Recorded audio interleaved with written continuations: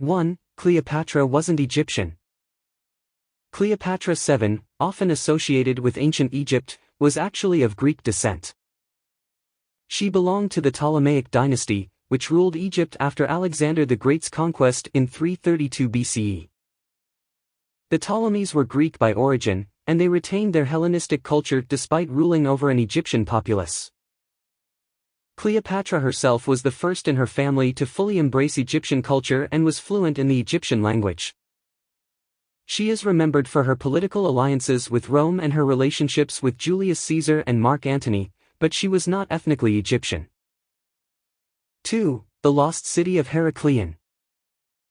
Heracleion was a large port city situated on the Nile Delta, once a thriving trade hub between Egypt and the Mediterranean world. It mysteriously sank into the Mediterranean Sea around 1,200 years ago, possibly due to natural disasters like earthquakes or rising sea levels. For centuries, its existence was forgotten until it was rediscovered in 2000, lying submerged underwater. Underwater archaeologists uncovered large statues, sunken temples, and even a sunken harbor, providing unique insights into the city's importance in ancient Egyptian commerce and religion. The discovery of Heracleion has helped historians better understand the role Egypt played in ancient Mediterranean trade. 3. Hieroglyphs were sacred. Hieroglyphs, the intricate system of writing used by ancient Egyptians, were more than just a method of communication. Egyptians believed that hieroglyphs held divine and magical powers, especially when used in religious or ceremonial contexts. They often inscribed hieroglyphs on tombs, temples, and monuments as a way to invoke divine protection, blessings, or to guide the dead through the afterlife. The written word was seen as an essential part of securing a successful transition to the afterlife, and the ability to read and write hieroglyphs was highly regarded. Often reserved for priests and scribes. 4. Mummified animals. In ancient Egypt, many animals were revered as sacred and mummified as offerings to the gods. Cats, ibises, crocodiles, and even bulls were mummified and placed in tombs and temples as part of religious rituals. For example, cats were associated with the goddess Batet, the protector of home and family, while crocodiles were linked to the god Sobek. The process of mummifying animals was seen as a way to honor the gods and ensure the animals' souls would join the gods in the afterlife.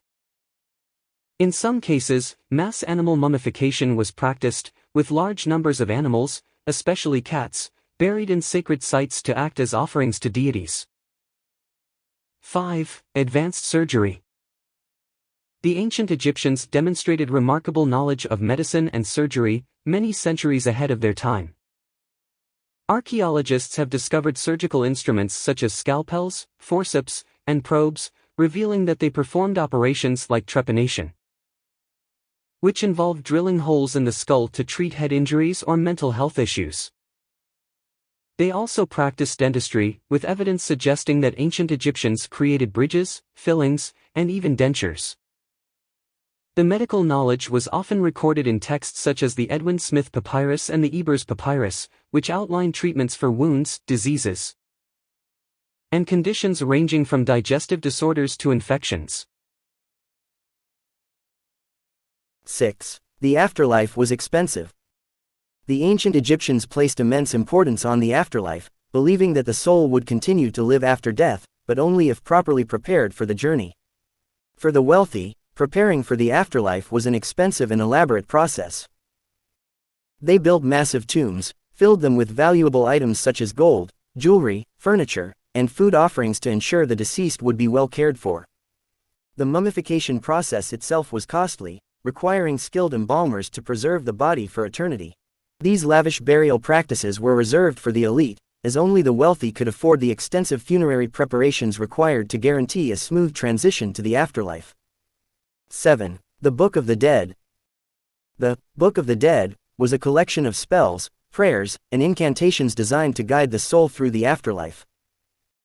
It was often placed in the tombs of the deceased to help them navigate the dangers and challenges they would face in the underworld.